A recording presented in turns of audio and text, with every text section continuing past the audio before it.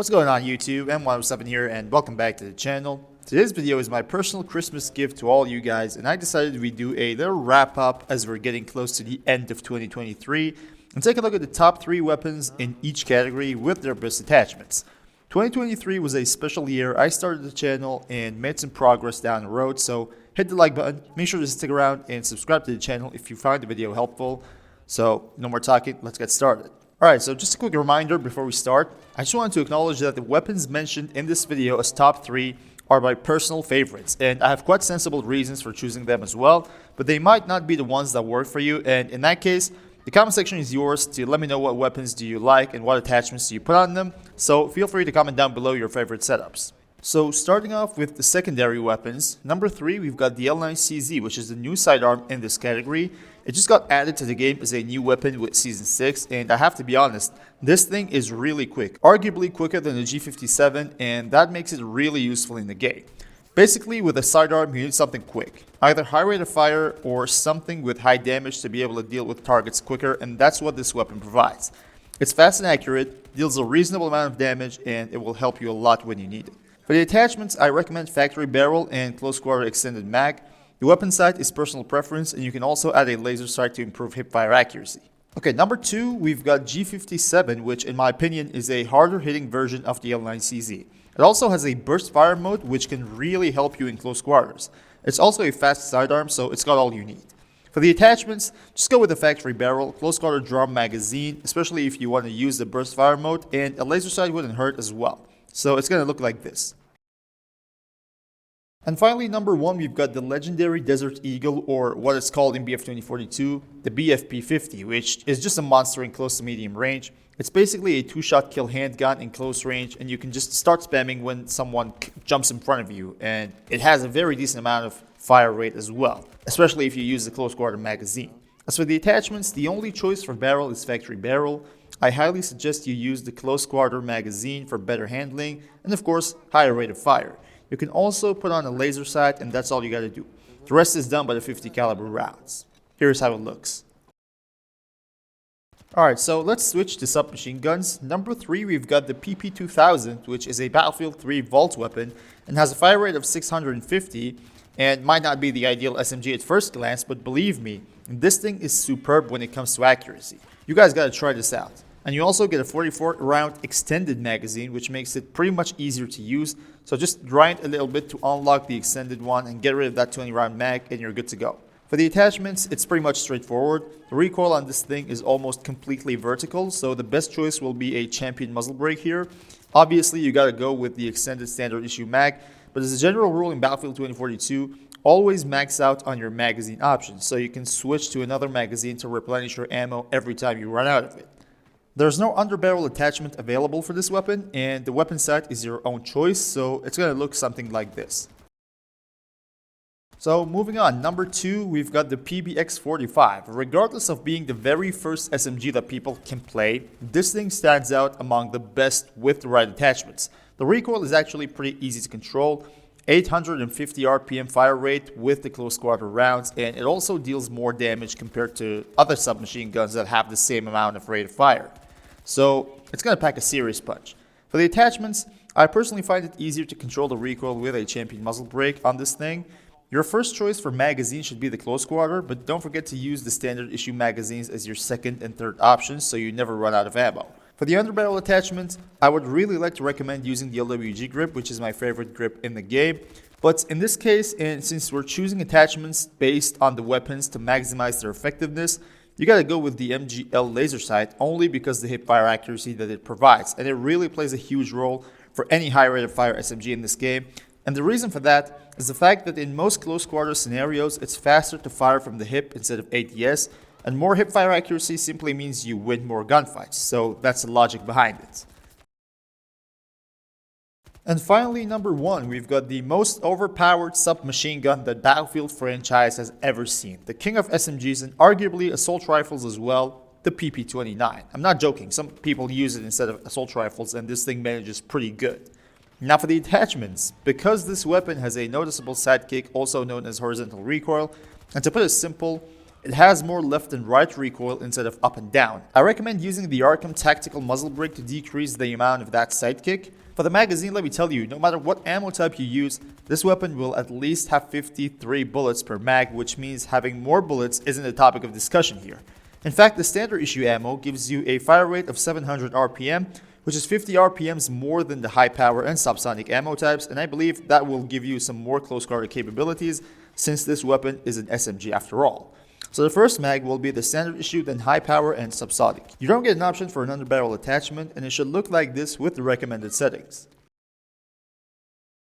Alright, so let's move on to assault rifles. Number 3, we've got the AK-24, and the reason that I prefer this over the RM68 is simply just being more versatile. It's got a drum mag with 50 bullets, which is 20 bullets more than the RM68. It gives you more rate of fire, which will definitely help you if you prefer a more aggressive playstyle.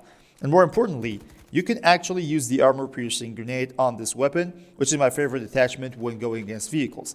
I have a video completely dedicated to that specific loadout, explaining everything you need to know, so check it out, it will pop up on the top right corner. Now for the attachments, AK-24 has that horizontal recoil, which is rather hard to control, so I recommend going with the Arkham Tactical Muzzle Brake for your barrel. For ammo type, just go with the standard issue drum mag as your first option, and then standard issue extended and high power extended as your second and third options. For underbarrel, I personally use armor-piercing grenade launcher to go against vehicles, and that's the main reason why I prefer using this over the RM68.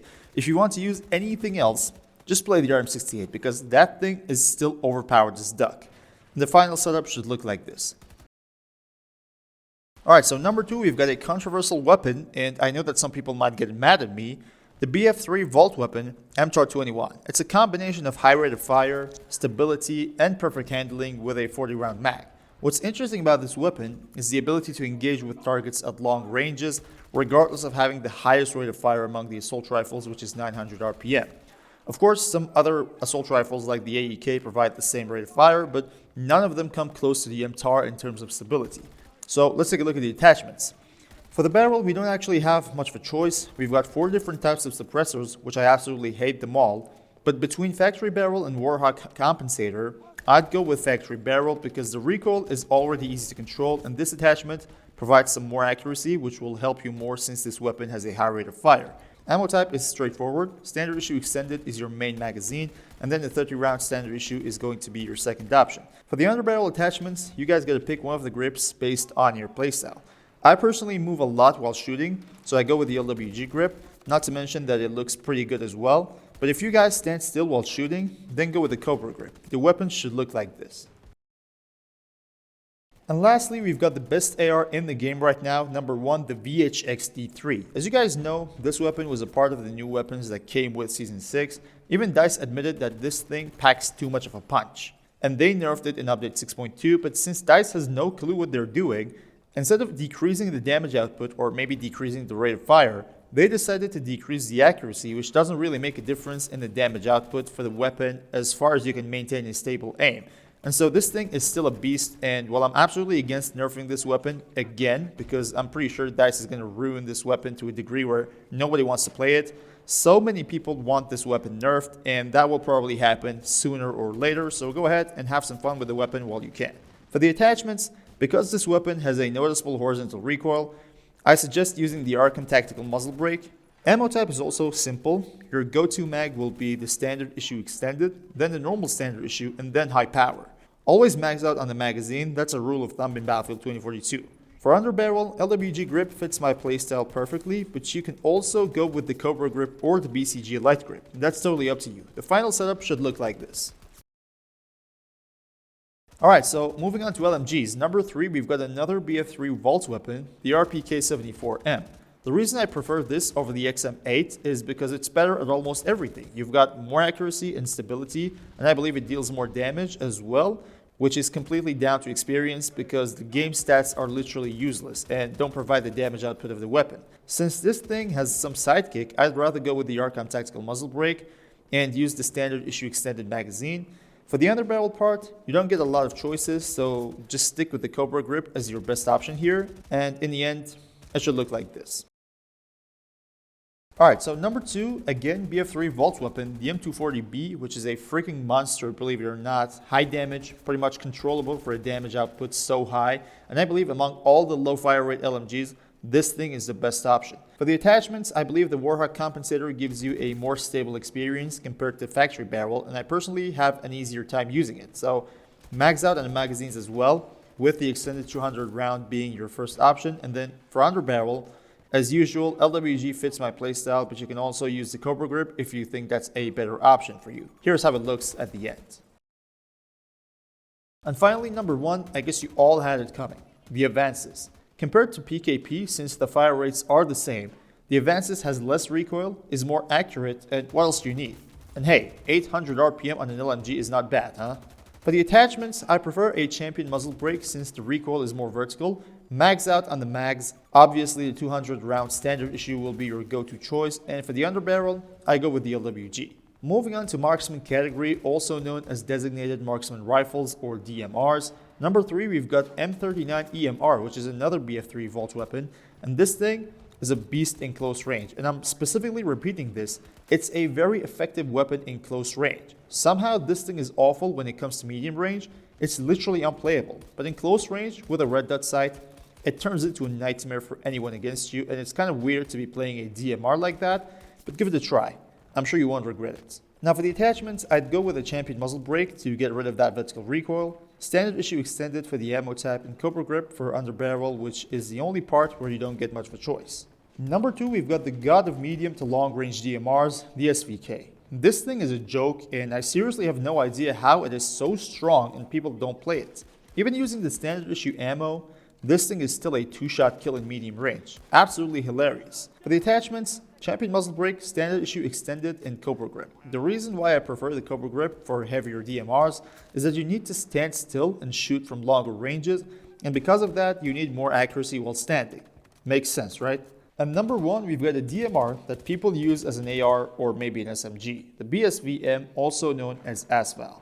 This weapon is not only the strongest DMR, but it's arguably one of the best weapons in the game. Everything about it, top to bottom, is perfect. You just need some ammo management since you don't get more than 30 rounds per mag, and that's the only downside of this beast.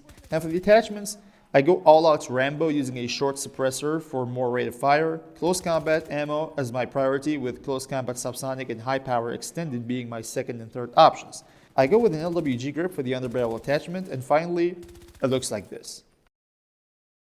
And the final category, sniper rifles. I mean, I'm not a fan, okay, but since this video has to cover up all the main weapon categories, there's no way around it. So number 3, we've got the Gold Magnum sniper rifle, which is a BF3 Vault weapon, and is included in this list because how fast it is. The bullet drop is also decent, and generally speaking, it's a better choice than most of its counterparts. And about the attachments, there's not much to talk about here, to be honest. For barrel and underbarrel, you don't have a choice, and for the magazine, just use all 2 slots with the standard issue ammo and you're good to go. For weapon sights, I prefer to have the BKS-8X for medium and long range, and for extremely long ranges, I go with a Longshot 12X. The weapon should look like this with this setup. Number 2, we've got the beast of sniper rifles, which is pretty much a one-shot kill in medium range, the NTW-50. People who play this are always annoying, to be honest. Being a one-shot kill in a game like Battlefield is a big advantage, and it can also damage any type of vehicle, sometimes even significant damage, so that's also something to consider. Regardless of the heavy 50 caliber rounds with lots of bullet drop, this thing dominates in close and medium range, but it lacks the accuracy for longer ranges, and because of that, I use the medium range scope Raven 4X, but you can also use 5 times and 6 times magnification scopes as well. For barrel and underbarrel attachments, you don't get to choose anything, so you have to stick with the default settings. Lastly, for ammo type, I'd stick to anti-material only. So here's how it looks. And the first place for sniper rifles goes to DXR1, which is well deserved in my opinion. This thing has a crazy muzzle velocity and therefore close to 0 bullet drop, which can really help you in engaging with targets from above 200 meters. Also, you have an extended magazine which holds 11 rounds, so you don't even have to worry about reloading. The only downside to this weapon is its fire rate, which might hurt some people, but believe me, the accuracy compensates for that perfectly. For the attachments, I go with extended barrel for even more bullet velocity, and that way, it's going to be a nightmare in long ranges. For the magazine, just go with the extended standard issue as your first option. You don't have a choice for underbarrel, so you have to stick with the bipod, and that's it. Here's how it looks. And there goes our list for top 3 weapons in each category, ladies and gentlemen. Hope you enjoyed the video and hope it was helpful. If you guys have other weapons in your mind that could have a place in this list, make sure to comment down below and let me know what you think. If you guys do that, I'll make sure to make another video just like this one, but with my subscribers' favorite weapons. So your comments matter, people. Make sure to spare some time and write down your top 3 weapon tier list. Thanks for watching. Hope you guys are having a great holiday, and until next time, stay cool.